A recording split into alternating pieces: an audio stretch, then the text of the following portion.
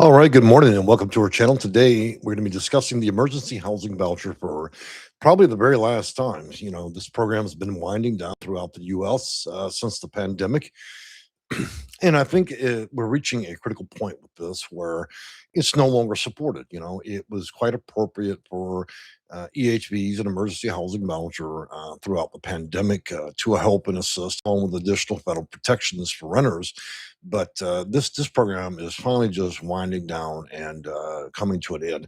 Also, the administration is also wanting to wind it down as well. So I'm not suggesting at this point that it has reached its conclusion because clearly there are lots of PHAs and continuum of care programs out there that administrate this program. But what's closely being tracked is, about 90% of all people that have been utilizing this as a framework for housing and a voucher will find that they're going to close this out for the final run, I believe, by the end of the year. So that's kind of important.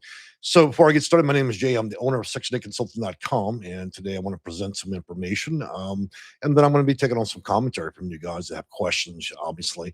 And I'm going to present some alternative options, including one or two that are within the same program as the EHV, where you can transfer to, along with additional housing options. Okay. Now, that's not to suggest that any of these are going to be simple, easy, or even fast, but at least you respectfully will have a wider range of idea of housing programs that could assist. One thing I'm going to tell you guys is if you materially exist in or utilize the housing choice voucher as a present and you know this is coming to an end, you need to react fairly quickly. Okay. They're not, once the money's gone, it's gone. And, there's not an automatic transition in most circumstances. So you're going to have to put some time and effort into this, just to be clear. Let me say a few good mornings to you guys here. I don't have my glasses on, so hopefully I get everybody's name correct.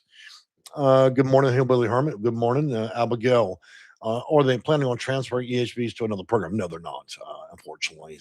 But there is some potential there. Look, guys, housing and its vouchers, whether you're dealing with EHV, permanent supportive housing, rapid rehousing, emergency housing voucher, or subsidy, low income housing, affordable housing, or any other of the 130 housing types and programs, it always remains contentiously your responsibility to transition yourself.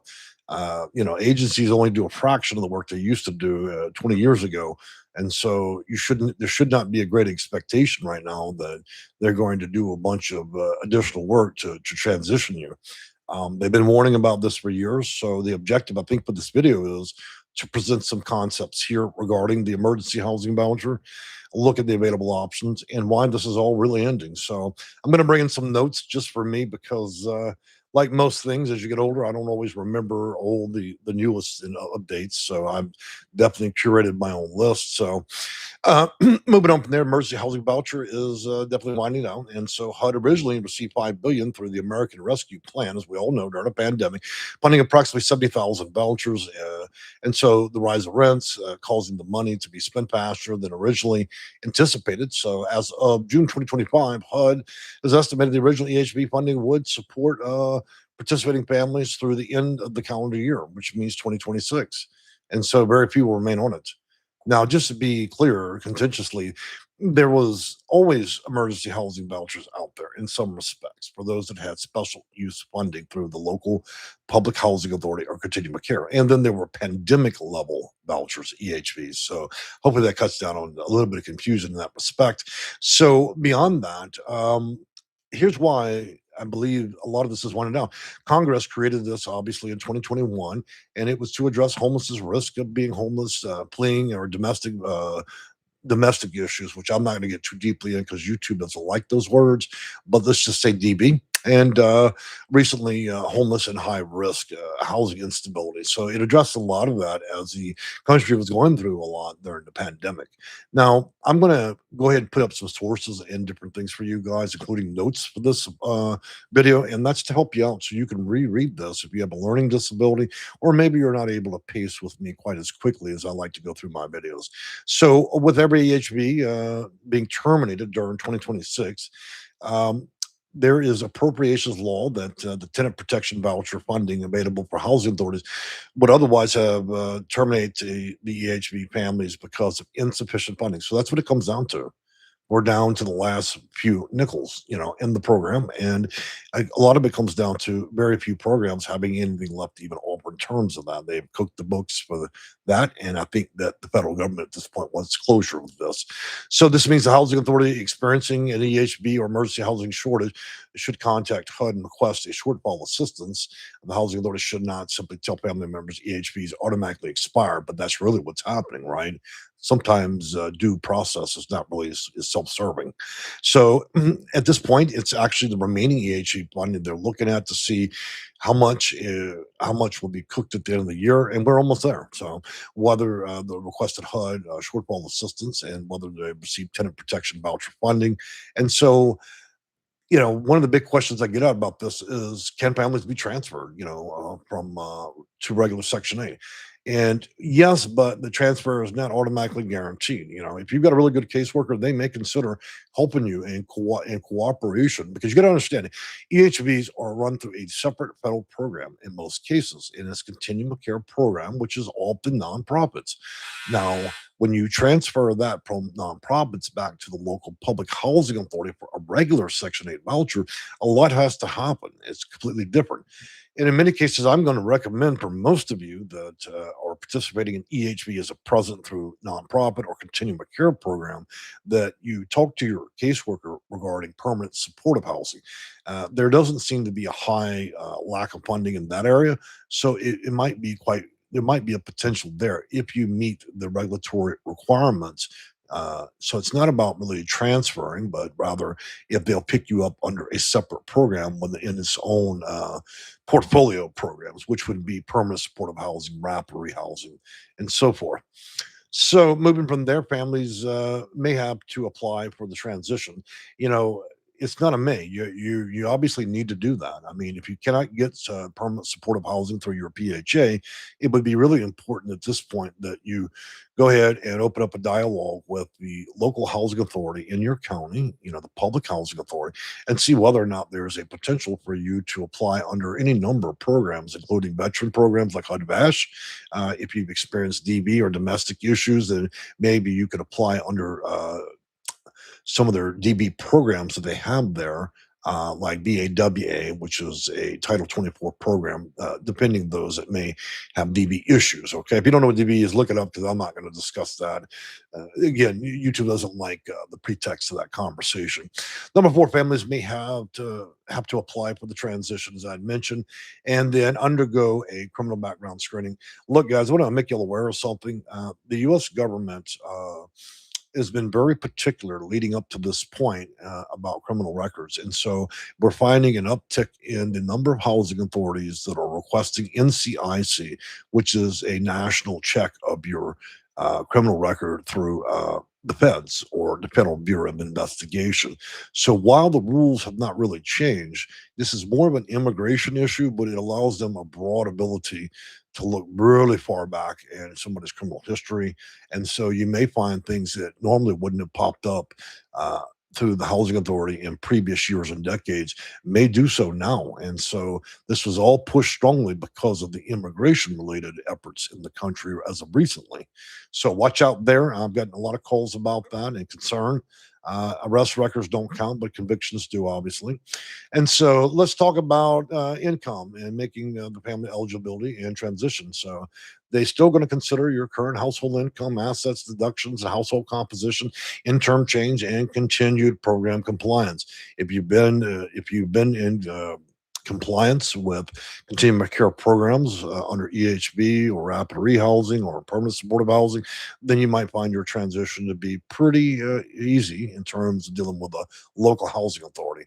But they are very much distinctively different programs, okay? Missing documentation could prevent transition. So anytime you transition from one program to another, then you need to be mindful that you're going to have to update your information. It may require new documentation that's more current, and they're going to want to see the adjusted changes in your household composition, income, and otherwise to make sure that you're up to date, because each program obviously has a different pedal effect. Could the family's rents increase after the conversation? Absolutely. You know, and it's certainly possible. Some housing authorities establish EHV payment standards as high as 100%, 120% of the applicable fair market rate. And so you can see that's a much higher rate. And so you may find that things are less favorable moving on to a standard housing choice voucher under any number of programs. The lower payment standard could increase the family share of rent. However, HUD identified options for housing authorities that may use to prevent harm align the regular HCV payment standard with the higher EHV standard when permitted, hold the families harmless by continuing to continue the existing program standard while holding the household remains the same in that unit. A proven exception payment standard as a reasonable accommodation for a person with a disability when legally approved. And so you see there's some additional language there. I would hang your hat on that because most housing authorities already know what they want to do, and they're not very quick to adopt any exceptions to these rules and policies. Number nine, the landlord, do you need to sign a new contract? Well, if the family remains in the same unit, HUD says that the housing authority generally does not need new housing assistance payments contracts or the tenancy addendum merely because the subsidy is changing from EHV to HCV. And just so you know, that's emergency housing voucher to the housing choice voucher. So a lot of what you already have in place could be transitioned, but don't be surprised if they ask for new documentation of proof of your current situation, okay? Which can feel a whole lot like applying again. So on to that, can allow conversation to occur without interrupting the landlord's subsidy payment, and the landlord should still receive a written confirmation identifying the transition effective date, the new housing assistance payments, the tenant's new rent portion, and obviously whether the payment standard has changed and whether the lease amendment is necessary. So there's a high chance that your transfer will likely go pretty well from one program to another, which is rather surprising because the government has not been very favorable in terms of making programs work and cohabitate like this when you switch from one to another. So let's talk about what you should do. Well, it really depends, but I'm going to tell you that there are some additional options out there we can look at. First, you have your regular housing choice voucher waiting list, those that are open, but you're going to find there, for the most part, there's more project based openings right now. Look, that may not be ideal, and I don't normally, as a company, refer people to that, but under the circumstances, it may be worth engaging in project based properties that are owned by the PHA if that is you're bridging your gap. In other words, you're kind of waiting this out through project based until something better available comes. You also have a transition of public housing. You have mainstream vouchers for eligible non-elderly disabled households. You have family unification for foster youth and independence. Assistance when eligible for and applicable under rules. You got HUD Bash for qualifying veterans and permanent supportive housing, as I'd mentioned, is an easy transfer because it's already within the three tier or the three pack, I call it, for continuum of care. So again, EHV switching over to permanent supportive housing would be within the same building without you having to go out and deal with another separate entity being the local housing authority. And of course, you always have state and local rental assistance programs, but that's always a gamble because it's up to the voters. And if the voters are fed up with their tax money being used one way or another at the state level, they cut these programs off. They're not like Uncle Sam. Sometimes their checks don't cash, and so that could put you at jeopardy, obviously. So that's all the notes I wanted to cover here. So, the key thing is here, guys, it's important you guys really make a grand effort at this point to reach out to your PHA. If they're not offering nothing, look at all the surrounding counties. While project based is not a great idea, I would at least consider that as a opportunity to bridge your housing situation temporarily. Nobody's saying you have to live in that for a long time. Okay. You might also want to open a dialogue with your current caseworker in terms of your emergency housing voucher and say, "Look, I'm keenly aware you have permanent supportive housing as a secondary program here. What would be the necessary steps for me to be able to engage, apply, and be able to get that?" That would be a much easier first option. What's not going to be available really anymore is the emergency housing voucher. People should not contact my office about hotel vouchers and all that. Look, you guys are riding an old game. That is something that was pandemic era. Nobody's cutting hotel vouchers anymore because I mean clearly the administration's been very difficult in the EHBs at this point, and they have cut homeless funding and so forth. And so with that out the door, the baby goes with the bathwater basically. If there's not much in terms of funding in COC programs, then there isn't going to be much in terms of hotel vouchers. Now, there may be some cities like San Fran or LA that may participate through nonprofits offering that as a temporary reprieve, but it's going to be sporadic at best and not consistent. So I'm not willing to speak or go down that rabbit hole in this video. All right, I'm gonna switch over to comments and questions here. This is your time and opportunity during this live video to ask questions. If you'd like to know the authority which I speak on, I worked at the federal level for nearly 26 years. I've worked with over 20,000 clients. There's very little I don't know about the system. I've published probably over 2,000 videos, though it seems YouTube removes about 2 to 300 every year. So it's hard to keep a high number of videos. You know how that goes. If it doesn't make YouTube money, then they'll kick it out. So but anyways, you can look at our portfolio of videos. I think I've done a pretty grand job. And again, guys, you can find notes. I'm going to give you guys notes. But look, the reality of it is, if you were expecting a miracle in this video, I'm probably not going to be able to produce that. The closest thing is some simple advice because there isn't any other real big answer to this right now. But you've got to remain active. Do not wait for an eviction. Do not think your caseworker is going to handle and fix your problems. Okay, you will end up in a worse situation than you started if you think that they're frantically working behind the scenes. I can guarantee you that's not happening. And eventually you will just simply receive a notice to vacate. And so you must be really reactive at this point. I'm going to do a pop out for the comments because I always struggle to see this stuff. How do I do that? Pop out. There we go. Now I can see you guys' comments much better. All right, moving on back. So we got Abigail here in Florida. Literally just got just about this in February. I'm not quite sure what that means, but okay. Joseph, good day to you and good morning. Infinite Possibilities, good morning. 777, great news. Debbie Swartz, good morning. Good morning to you. I'm Skogeland watching. Mindhunter, just live day and day as usual. Man, you guys always put some more effort, guys, in your comments, okay? Because you get me tongue twisted when I'm trying to talk to you back. All right, so we got Deborah. I received a Direct Express card last September with SS. I still not put the disability on the card. I call and get no one on the phone. What do I do now? Well, I don't really deal with Social Security matters because that's a different, separate federal agency. If the context of your question means that, so I'm not sure what you can do about that. To be honest with you, again, I don't, just because I worked at federal level doesn't mean I work for Social Security and all the other federal agencies. So HUD is my forte. Abigail, we were just informed the program ending in February. That makes sense. So thank you for letting us know, and I'm sorry they're having to transition you out. Moving on from there, infinite possibilities. I'm in project-based building, waiting on a housing choice voucher to be unfrozen. That is the case this year, guys. I mean, a lot of this nationwide is, we've had a 20% year over year cuts, since the last election, and so the administration made it very clear they don't necessarily trust all these housing programs and vouchers because the immense fraud committed by a lot of housing authorities and nonprofits. And so, in an attempt to really look at the situation, they're auditing, and let me tell you, housing authorities are dropping like dominoes. We have made published over 100 videos to date, and these are major housing authorities that are being taken into receivership. People are being indicted that work at them. And just recently today, I got a news story out of Houston. I knew they were going to be next to the list because they're a large city.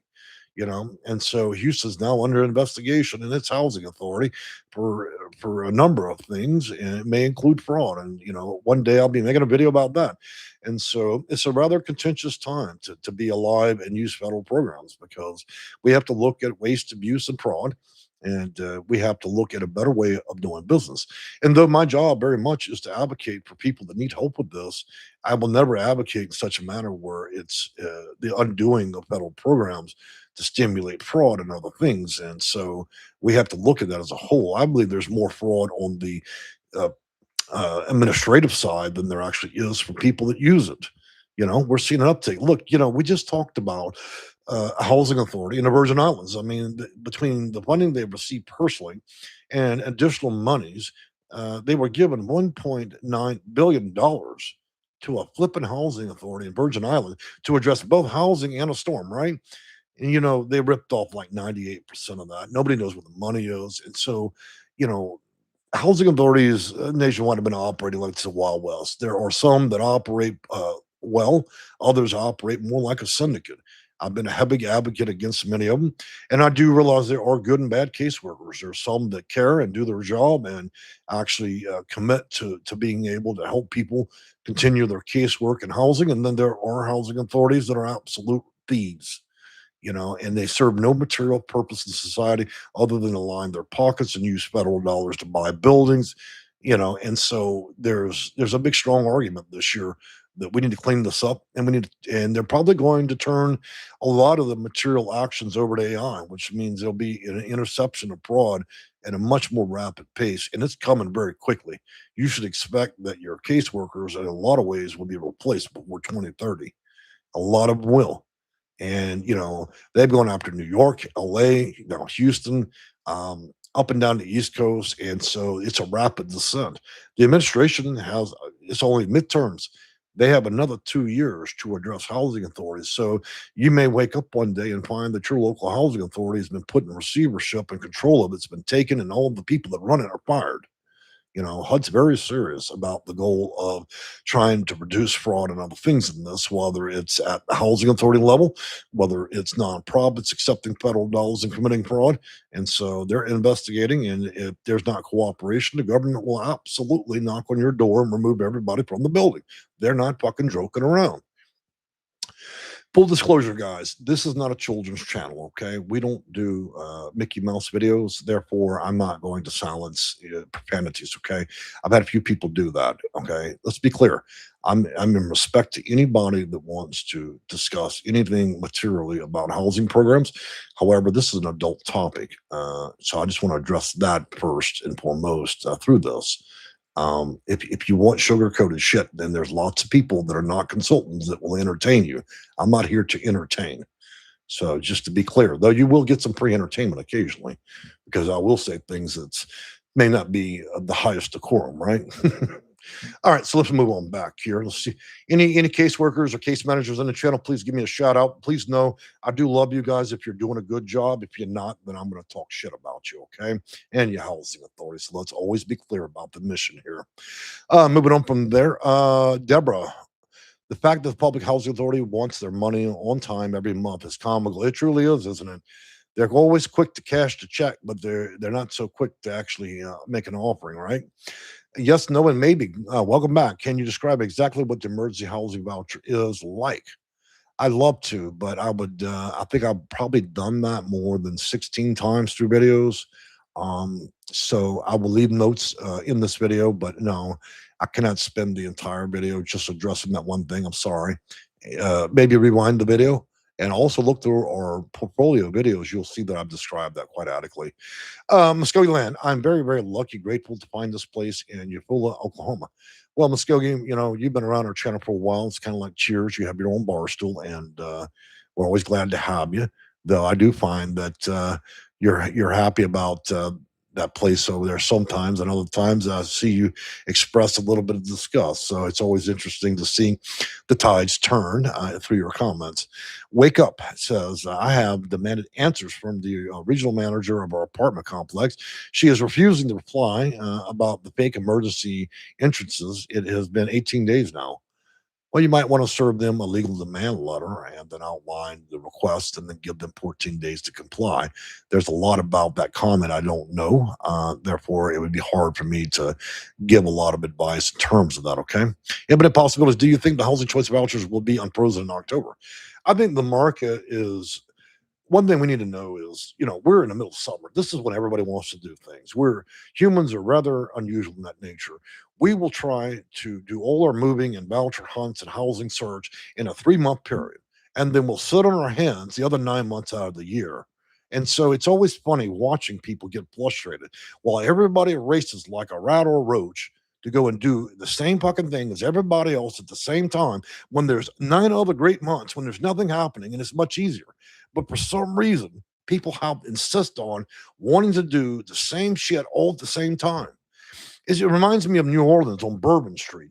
I watch people from out of town drive into that Bourbon Street, and they completely lose grip of reality when they can't find parking, as if they were the first person to think that they were going to be able to park out there. They were the first person to have an original idea. And so, in many ways, I view housing the same way. Look, if you guys attempt housing and the search and waiting lists in September, October, November, January, February, and March, this will be 1,000 times percent simpler. But instead, we find ourselves the same game every year. It's going to be the June, July, and August madness, right? As if the phone's broke, as if we're somehow visiting Mars, and that we can only operably deal with our housing situations during these months. Guys, please, September, October, November, and December are very good. Closer you get to the end of the year, better. At the first of the year, when this new federal budget rolled out, even better, especially January, February, and March, and a little bit of April. And then it starts to tighten up around May. But June, July, and August, well, it's going to be like those kids that sit in front of Kmart all day waiting for Pokemon. They sit out there in a lawn chair in the front of the Target at 3 o'clock in the morning, 3 days early, waiting for something. And they know that any time they could have gone out there and done that during December and it'd be easier, right? Because it's too cold. Same thing here, guys. The logic is yes, you can do things about your circumstances, but right now there's a profound, we're at peak season, because there's always a rush. It's like pandemic level toilet paper. We're all trying to get a roll for no good fucking reason. Just wait till September, October. I'm sorry, but I mean, honestly, we go to the same rat race every year. We keep continually do the same thing, expecting the same result, and then get pissed off when the line is wrapped around the belly. Well, I don't understand why I can't solve any of my problems because you and the rest of the planet are trying to get a voucher all at the same time because you don't want to do anything else the other 9 months out of the year, as if those days are exclusionary. They're special days. Oh no, we don't ever do housing issues during those months. We're just praying and we're meditating during the months. We're not going to do that. I enjoy long lines of misery. So therefore, every year I'm a schedule to do the same shit over and over. And then I like to get on YouTube and fucking bitch about it. So, you see the point, guys. And I mean that in a comical way, not to offend, okay? But really, honestly, I've watched this for 25 years. These aren't special vouchers. They're not somehow more achievable during these couple of months, but it's a hell of a lot more miserable. Who wants to be on the sidewalk in their flip flops, melting on the sidewalk, waiting for somebody to talk shit to you at the housing authority while you apply for an impossible waiting list and everybody and their mama's out there? Ain't even got to brush through their teamy wig, waiting on the sidewalk to get some fucking voucher. And then we play the same thing. When in fact you could show up September and October, you won't find anybody out there. You'd be first in line. We got to correct our thinking. We can't be like butterflies and only mate during certain months, right? Same things apply to the vouchers, man. Stop the shit during the summer, please. Look, you know what? I'm getting like 70 calls a day. Everybody put on the calendar in America for the last 50 years. Let's all descend on the housing authority. We're gonna have a riot. It's gonna be like the toilet paper run, right? We're gonna all do the same thing. I just honestly, it's frustrating even from my office. If any of us had such fortitude to do and it's common sense when they cook the books at the end of the year and you land in January, January 1st presents the greatest possible potential every year. And guess where everybody is? They're snuggled up with all their Christmas gifts and ain't nobody trying to do shit. My advice is get out your snowshoes, walk your ass down to the housing authority and get in line because there isn't one. Nobody wants to do it then. So I just speak on a basic, simple level, guys. Get your shit together. Try doing this when everybody else isn't. Okay. I don't mean to be mean, but shit, man, I get tired of addressing that. Moving on back. So it looks like we got,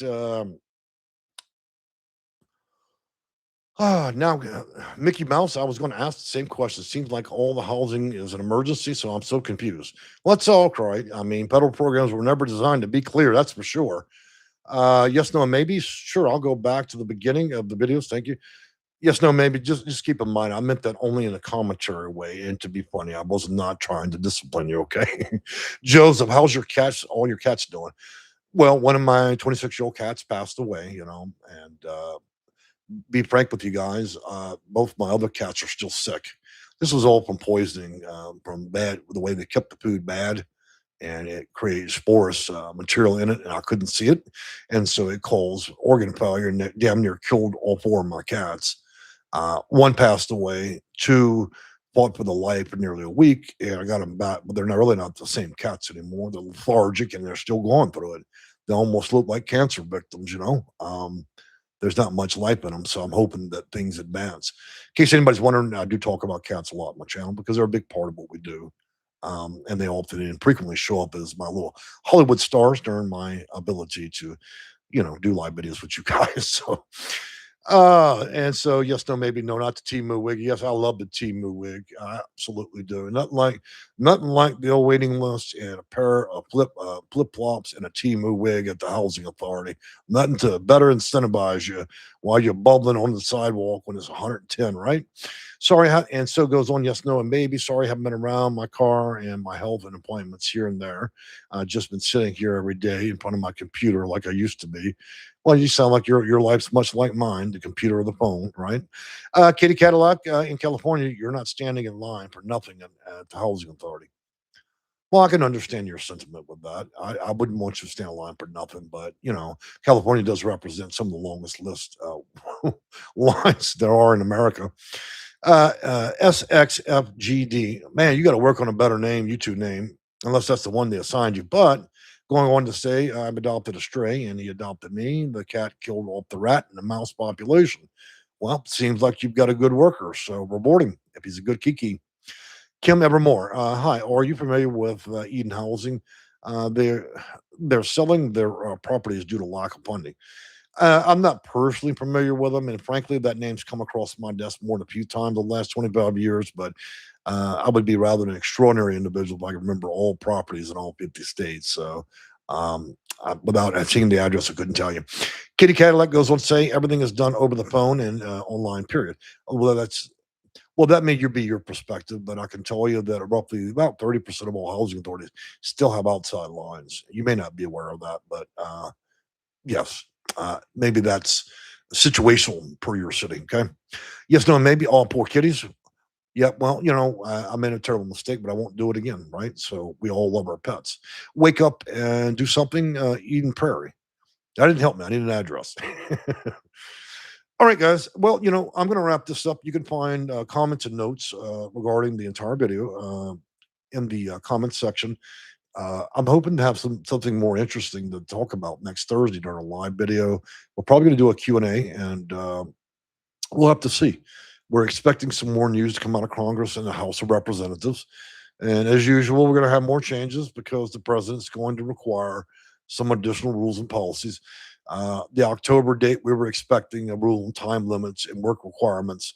That's been moved back to November because, as usual, the country's bankrupt and we can't afford a lot of shit right now in terms of, government shutdowns. So we constantly have to get funding bills. So that's pushing things out, which is maybe good because people could use the extra time, right? So, anyways, I've enjoyed talking with you guys today, and this afternoon, let me give you the video schedule. We do live videos on Tuesdays, Thursdays, and Sundays around 10 a.m. Central Standard Time. I did today's a little bit early because I have appointments with clients today, and so I need to have a little bit of headway. And also, we do EDUs, which are educational, which I put in an immense number of notes for you guys. And comment and description to help you along your journey. And right now, we're on a track of about 2,000 videos. That's also to help people, but also train AI to better understand what's current and present law and so on. I find that Google's pulling up a lot of old information, so is AI. So, materially, my office is working to correct a lot of bad information across both systems, AI and Google. It's not my personal mission. I'm just doing it because a lot of things that AI and Google advise people on are simply not materially relevant to the current rules and policies. So it's going to take me about 2.5 years, but I'm going to roll out about 2,000 videos, and hopefully I will be able to give AI and Google a better representation of real answers to real questions, including some of the more niche questions that people have. I don't make videos on the basis of how many views I get. I make it to cover all conceivable topics and issues. Even if the video only garners 200 views, I'm okay with that, as long as we're able to address all the different dark corners of housing vouchers and the federal system in respect of this. It's a tough job sometimes because it doesn't pay very well, right, to make all these videos. But I think that it does help as a public service to people. People need a way to be able to get answers, and if the housing authority is not going to provide it, and nonprofits won't answer the phone, then you have little other option than to materially address it yourself. And if you find yourself in a circumstance where you cannot achieve any meaningful result, then the only other thing you can do is reach out to a private solution company like mine. Though I'm not free, I'm relatively inexpensive in terms of this, and I've had a marvelous run with this at over 25 years. So it's a potential last option when all other things fail for you. Well, that being said, guys, I've enjoyed talking with you, and I hope to Thursday we're going to try a little harder to dig in here and do Q&A and less robotic, right? Less edu in the live video and more a little bit of sizzle, a little bit of spicy, right? So I'm sure I'll find something dramatic that somebody or a housing authority scams and fraud. That way we can have a nice spicy video. But I don't wish for those things, but it seems you guys, it makes you get you guys shaking, rattling, rolling, right? When you hear all that good juicy. So we'll see what we can come up with Thursday. Otherwise, guys, enjoy your morning, enjoy your week, and we'll see you again. Bye for now.